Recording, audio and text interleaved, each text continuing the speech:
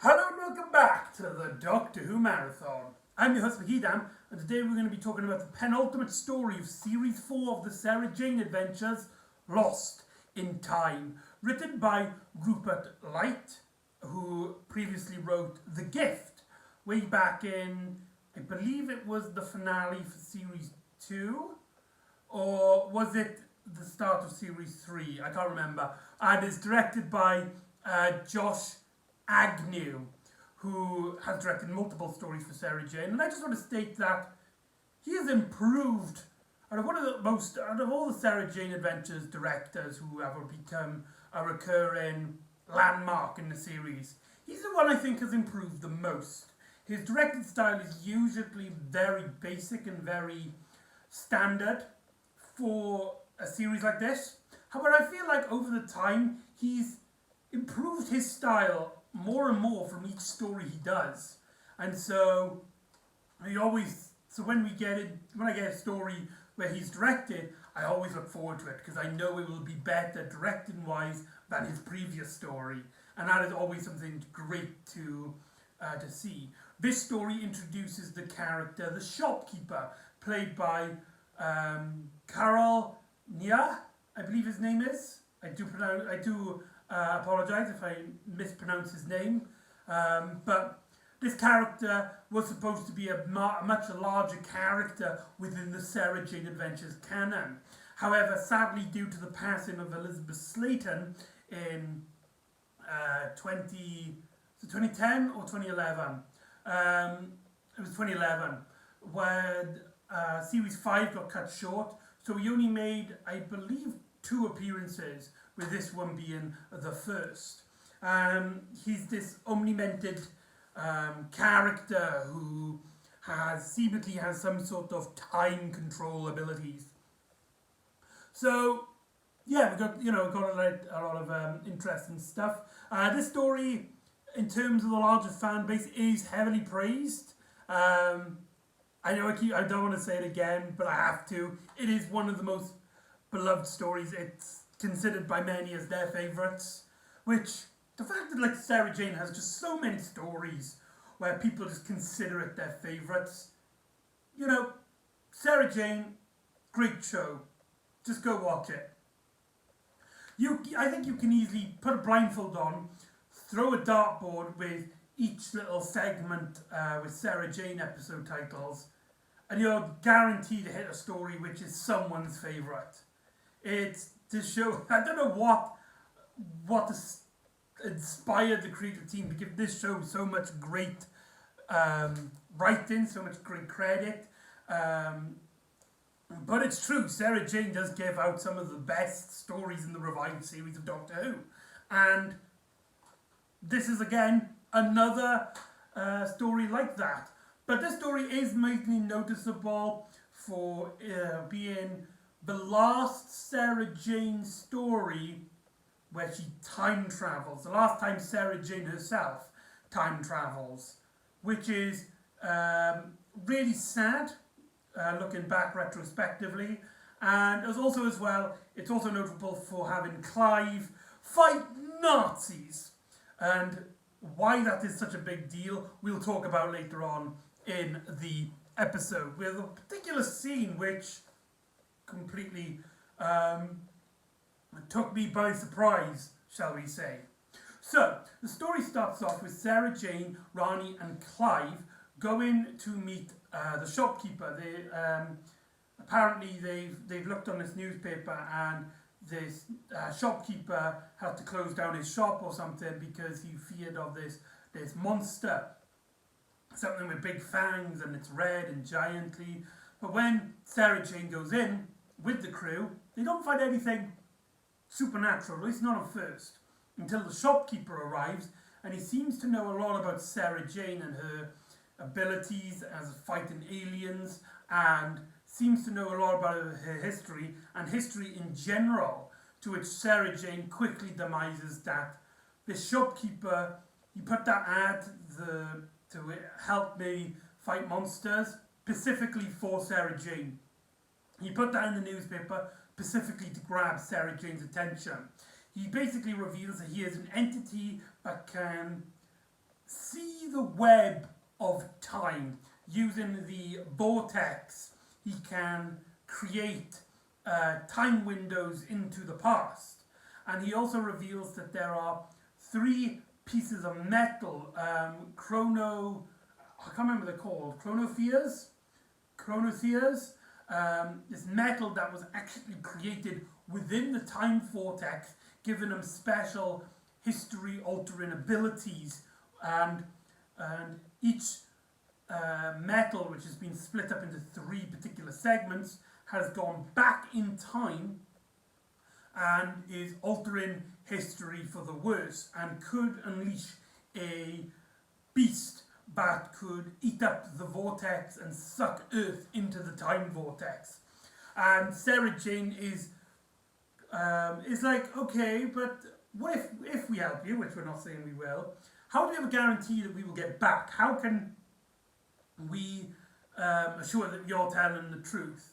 And he tries to explain, but he quickly pushes them into the past. There's a pretty big criticism I have with this story. After he sends them into the past, he basically reveals to us as the audience that there is a sort of ticking clock, that they need to find these particular metal objects in a certain time limit. Otherwise, they'll be stuck in the past and the vortex will close, altering history forever, and it cannot be changed back. That would be some pretty big information that our team would need to know when they're in the past, because that is going to bite him in the arse. I understand why he didn't say, mainly because certain elements in the story kind of needed the more laid-back environment. But with this clock ticking in the background of them got to do it in a certain time, the fact he sent them back in time without telling them was a very poor creative decision, in my opinion. It felt like it was clearly forced to put a timing clock, whilst also letting our characters some time to breathe. When we get into this segment, each character is set in their own little time environment, and it essentially becomes 3 episodes that are merged into one and are held together by the whole metal subplot. This means that Sarah Jane, Clive and Ronnie are separated throughout the rest of the story, and each have these own little adventures in these different time periods in the past, which feels a lot separate. It's like 3 separate stories, with each character basically having time to breathe, to shine, and to basically become the doctor of their own story, which Sarah Jane has had plenty of, but Clive and Ronnie finally get time where they get to shine on their own and kind of have their own semi-companions. So, yeah, this story is technically 3 stories rolled into one, and this does help with pacing. They build up the tension for one, it cuts to a different story. You build up the tension for that story, you cut to a different story, and you keep swapping it's back of the ranch storytelling. A story trope which has been used in many stories, specifically sci-fi, mainly known for Star Wars. We all know it, and this story uses the back of the ranch storytelling really effectively. And the pacing, Rupert Light does a fantastic job here at spacing out each story in a way where each character gets their time to breathe and invest in the environment that they're in. But let's talk about each individually. Let's talk about the Sarah Jane one. She finds herself in, I believe it's 1887, in a house. She finds herself locked in a box to begin with. And then when the door opens, this woman is flashing a light in her eye, asking her questions as if she's a demon, as if she's a spirit. However, Sarah Jane reveals, I'm not a spirit. And the 2 women quickly become friends, as we basically learn that this woman, she's a ghost investigator. She's I don't know what the technical term for it, but she basically goes around go into haunted places and tries to find ghosts there. And she's into this building trying to find spirits, which according to her sources, at 8 o'clock every night, ghosts start appearing, and you can hear and start rumblings and all that. And this character has basically latched on. She's also very young. She's not very sure of herself, and she kind of looks up to Sarah Jane throughout the episode. Now, I don't want to be that guy, but this character just isn't that interesting. Sure, she's not annoying. She's not a hindrance on the plot. We do learn that the reason she's interested in ghosts is because of her mother passing away during a fire. Her mother was killed by a fire, and the story revolves around a fire as well, or the ghost story revolves around fire, and that thematically ties it all together. But there's not really much to her. The actress does a great job. I can't really remember her name, but she just kind of, when she's in the scenes with Sarah Jane is mainly the authority figure, and she easily steals the plot line, the screen time, to the point where I feel like this character was really felt really not shoehorned, because the story is about her, but she felt like she was underdeveloped and she was underused, as Sarah Jane essentially takes the spotlight for the majority of the story. And we get a pretty messed up story. We essentially learn that there is a crack within the space-time continuum within this house. However, it's not connecting to the past. These are not ghosts of the past, but rather ghosts of the future. And we slowly learn, after hearing characters speaking, because they can hear the ghosts. And every time these ghosts reappear, they start strengthening to the point where they physically take form. Do we learn basically that in the future this nanny goes to look after these two children, and to basically just shut them up to keep them quiet, she locked them in their room, only for them to play around with a candle and catch on fire, killing the two children within a fire. That's a pretty messed up storyline to tell in an episode of Sarah Jane. And yet it does it, and it's a very ballsy move.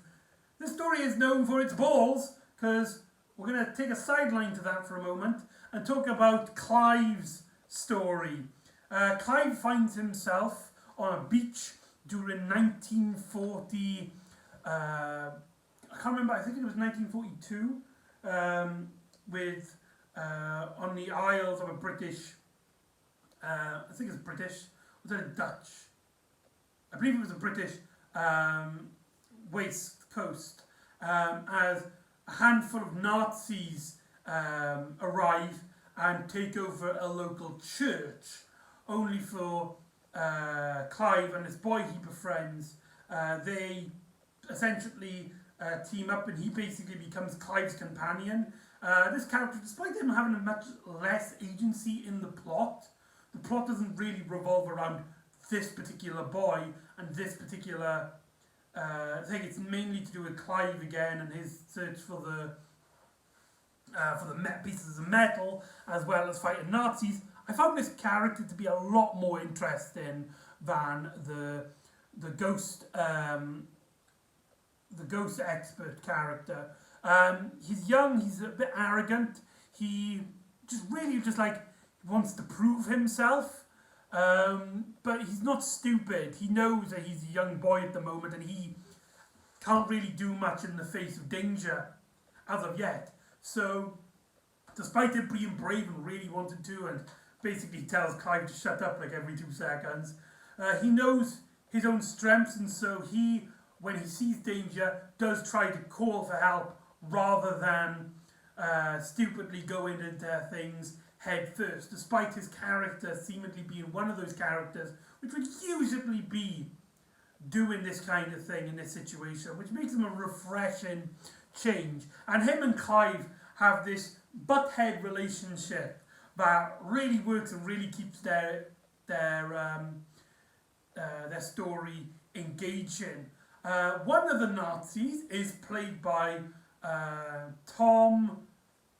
I'm gonna have trouble pronouncing his last name. Wilashanisha? Tom Wilashanisha. I'm definitely mispronouncing that. I do apologise. He's mostly known for playing the guy of many faces in the series The Game of Thrones. You know the guy I'm on about, the guy who befriends Arya Stark. So this is like before he became big and he was on Sarah Jane Adventures. It's always really cool to say that. But most noticeably, this story has a Nazi character tell Clive that he is an N-word. They say the N-word in an episode of Sarah Jane. I knew about a few occasions which Doctor Who has used the N-word, most noticeably in the stories The Celestial Toy Room with the first Doctor, and also as well in the 13th Doctor story Rosa. I've known about those, so when I heard those, though it did kind of take me surprised because this is supposed to be a family-friendly show, it's not like as big as a shock. This was an episode of Sarah Jane Adventures. This is not a family show. This is 100% a kids show, and I didn't even know about this. So when I heard it, when they said it, it's really like, holy hell! And in a way, the fact that it's coming from the villain, the Nazi, and the fact that it is a Nazi, does kind of get away with it, and really just shows how bad that word is. If the Nazis are using it, then it must be a bad word, and it really does easily set up these villains as people you want to hate. But the fact that he used it in a kids show, like this is CBBC. They said it in a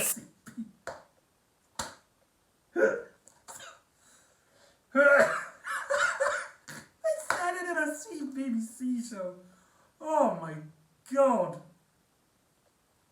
That is just way too funny to looking back now. It's just retroactively, that's pretty funny, right? It's not just, it's just like, it's just so, it's funny in the fact that like, you don't expect it. And I don't know the ethical place in the moral of this story. Like, should they have said that in a kids show? But as an adult who didn't watch this with any kids, it's only said once, and it's very like quick. It's played up on, but it's very quick. So it's not like kids are gonna come out of this story and think that word specifically. Sorry, I keep having these hiccups. But anyway, they basically capture Clive and his friend, and they basically reveal that they found this metal, the metal that we're searching for, and it's the shape of a hammer. To which the Nazis explain that they found this metal. It had strange properties.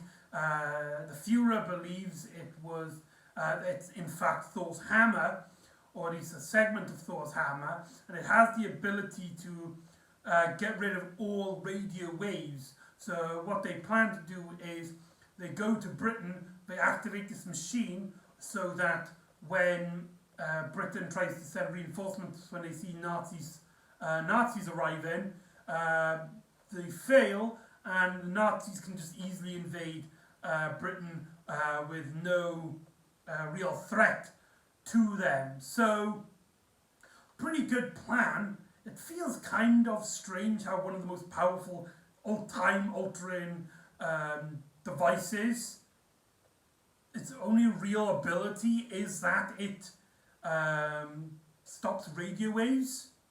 I mean, the actual idea of this thing is that it changes history. You put it into an important event in history, and it will and it will change from established history. And so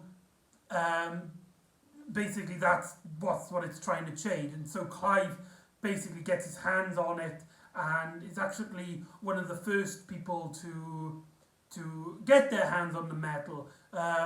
They escape from the Nazis from the church.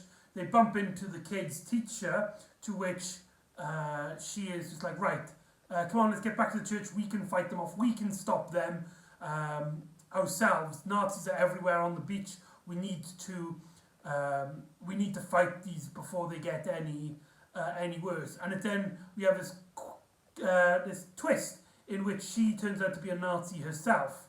I really like the cheesy. It's like, yes, we have done it, and the Führer will be so pleased. I love that. It's just so cheesy and corny, but all the actors played straight-faced. Absolutely loved it. And I also like the idea of Clive. He basically stands up to him and he's just like, "You're not going to win. I know you're not going to win." And the performance and the authority that Clive gives you is really stellar work, really great. I like the idea when he uses his phone and tells them it's a bomb, and he gets the device off them and takes the stone. They ring the bell alerting the locals that Nazis are here, so the Nazis escape, but they don't take their item back, so Clive is able to be the first of our TARDIS team of our Sarah Jane Adventure team to return back to modern time. Let's talk about now Rani's story. Rani finds herself in the Tower of London many years ago, and she actually meets up with Jane Grey, aka the 9-Day Queen, who I believe she was 16. She was the Queen of Britain for just 9 days before her auntie, I'm trying to remember, Mary I, basically took her throne and executed her for being a Protestant, which Mary herself was a Catholic. And so this is probably, out of the 3 storylines, probably my favourite. And this is one of the stories which actually kind of hurts as well, because it's clear that this is the one that needed them to not know about the ticking clock, because this story is mainly Rani having a much casual, lighter discussion with Jane Grey, Queen Grey, and she kind of has this bond, this friendship with her, and they, on these dresses, they talk about clothes, they talk about marriage. Rani pretends that she's a royal from another place. I can't remember where it was. I believe she said the Netherlands. So that's pretty cool. And so Queen Grey, she basically befriends her, and they're both really young, and Rani has a very casual way of talking to her, but she also knows that she doesn't stay around for long. She is the 9-Day Queen, and that she, let's be honest, she doesn't live long. She dies 6 months after the events of this story, and she kind of has to watch this woman near the end of her life at the age of 16. That is messed up. But, Rani talks to her as just a normal, nice human being, and she is played by, Queen Grey is played by Amber Betsy, I believe her name is, and she does a really great job here. It is hard to believe that she is actually a child when they made this story. She was very young, and she did a fantastic job, and she's also better known for playing a character in the film The Boy with the Striped Pajamas. She's the older sister, and so yeah, she does a fantastic job here, and her bond with Rani is what makes the story, holds up the story extremely well. And one of the reasons is that the Queen, she basically has been talked all her life as a royal, as a queen, as a princess, and it's only really Rani that's talked to her like a normal, average human being, and she instantly glues onto that. However, the army is coming for her, and she quietly surrenders. She doesn't want anybody hurting her name. She will get arrested, she will be prosecuted, and she will be executed. She knows this, she's already defeated, but she doesn't want to see anyone else harmed to keep her alive. And so she kind of has this kind of depressed, kind of beaten down attitude towards her, and it's up to Rani to basically put her back up, put her spirits back up, despite knowing what's happening. We also learn about this conspiracy where one of Mary's right-hand women basically plans on killing her with this knife, which turns out to be made out of the metal that they're after. And quickly, like halfway through the story, does Rani actually save Queen Grey's life prior to her supposedly dying only 6 months prior to her actual death. But we basically learn that this woman, she is actually still a Protestant. However, she was trying to inspire a revolution so that the Protestants would rise up against their Catholic rivals and take back the throne, rather than Queen Grey being arrested and then being executed in silence with nobody really knowing until much later down the fact, which will actually happened. So that's where the time was altering, and that plotline is actually quickly resolved with this fight scene between that girl, the assassin, and Rani. However, Rani doesn't actually use the sword to get her back. She tries to stay with the Queen as long as possible to comfort her, to be like, right, if you need me, you need a friend, I'll be with you till the end. I'll be with you as long as I can. This, of course, scares the shopkeeper, who is like, no, don't waste any time. Come on, we need you. There's time clicking. Again, you should have told them you needed that. But in terms of the plot, it does benefit in a way, because we get this great character development with Rani and Queen Grey, and also shows one of the strengths of time travel stories, in which we see historical figures as what they really are, human beings. This isn't a queen, this isn't a royal who gave up to things sort of thing. She's just a human, she's just a girl who just wanted to have friends and fun, and just put into this horrible situation. And it's up to Barney and her skills to, just keep her comfort and keep her happy. And it's one of the reasons why, actually, thanks to this story, that Rani is one of my favourite characters within the Doctor Who universe. She's just has this loving, caring personality that just shines out in every story that she's a central character of. As well as her journalistic mindset, basically pushing her to find out about the assassination prior to its happening. However, the Queen essentially has the enemy's army outside their door. She insists for her maid to leave her, and she insists that Rani must leave. It's gotten too dangerous now, and so Rani is just like, okay, but I will never forget you, and history will never forget you. She takes the sword and is transported back to the shop. Back with Sarah Jane and the ghost expert, they basically reveal that the more the time happens, the more things start to physically appear. And they basically reveal that Sarah Jane was sent in the past, but in the wrong time. It was sent near enough in the modern day, and the item that they need is actually a key the key which actually locked the door, keeping the kids inside.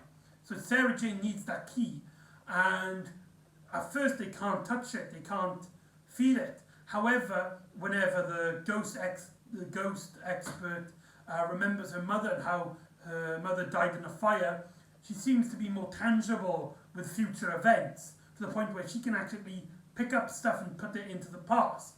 And Sarah Jane uses her memories to try and get the key, to which she succeeds. And Sarah Jane takes the key, tells this girl, right, you should stop looking in the past, look to the future. You know, ghosts are great and all, but they're not real, and you should, you know, live your life every day as it goes. And she takes the key, and it's like, right, I gotta go now, bye. Only for this girl who had Sarah Jane open her eyes, just like, wait a minute, I don't want you to go. Come on, I want you to stay. And so she takes the key away from Sarah Jane, and she's transported back to modern times. So Sarah Jane actually arrives without the key, just as the time vortex is about to swallow the earth. However, just in time, an old woman arrives, who is actually a descendant of the ghost hunter, and gives her the key, which is kept in her family. This is her granddaughter, and they give the key, giving it to the shopkeeper, and the shopkeeper fixes the wormhole, with the shopkeeper as well as his parrot captain quickly vanishing, promising, I believe he says, like, I'll see you next time. So basically setting up that he's going to become a recurring character. Does he count as the villain of the story? You sentiently put these characters on the risk. Yeah, I would consider him the villain of the story. And the story ends with Sarah Jane befriending this old lady, and she wants to hear more about her grandmother. Luke reads up on the boy that he befriended in World War II. Turns out that he joined the army. He went into one of the famous battles of World War II, and then at the age of 83 was actually knighted by the Queen for his efforts, whilst Rani is left in tears as she reads up about the 6 months after her meeting with Queen Grey, and she reads some of her last words, in which she says something along the lines of, I know that my mortal body is not long for this world, but I have won in immortality. So basically it is kind of implying that she was talking about Rani, and she kind of knew that in the future she would be a well-remembered historical figure. And Andrea Mahindra's performance, gold star. And that is Lost in Time. Overall, it is a really good story. It has, it's really interesting, it's really fun, it has very little, if not any, boring parts. It's just a really great time, it's really great fun, with 3 different types of stories, all bouncing off each other, not bouncing off each other, but 3 different stories which keeps the story entertaining. You've got your dramatic royal family story, you got your World War II story, and you got your haunting story, all rolled up into one, and it works really effectively. And yeah, highly recommended. Lost in Time. Go and watch it. So that is Lost in Time. So join me next time, where we will be reuniting with K9 and his friends in the Lost Library of Unox. I believe that's how you pronounce it, the Lost Library of Unox. And I'll see you next time on the Doctor Who Marathon. Ta-da!